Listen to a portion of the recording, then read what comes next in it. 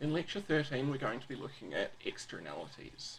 So what are externalities? Externalities are side effects of market activity. When I produce or consume something, I do that because I believe it's going to make me better off. The other party to that transaction, if I'm buying, then the seller, or if I'm selling, then the buyer, they're also engaging in that transaction because they believe it's going to make them better off. But what if there's a third party that's affected by our decision? We say the effect on that third party is an externality. It's still real though, yeah?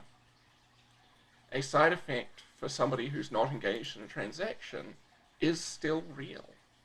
And if we're looking to do the best thing for us all collectively as a society, then we need to take into account these externalities.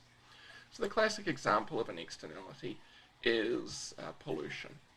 The photo that I've got here is of the Lakeshore power plant up in Cleveland.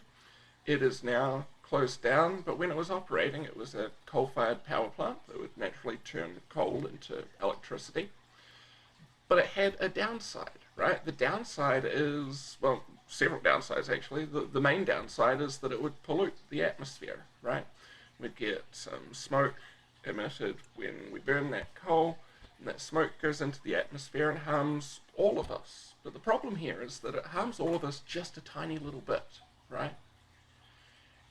And so none of us really has much incentive to do anything about that.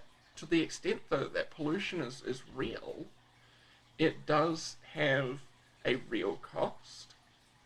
And to the extent that those real costs that we're all going to feel from that pollution are not taken into account in the decisions of people about how much power to produce from coal and how much of that power should be purchased, that has the potential to result in market failure. That is, the market not maximizing the collective well-being of us all.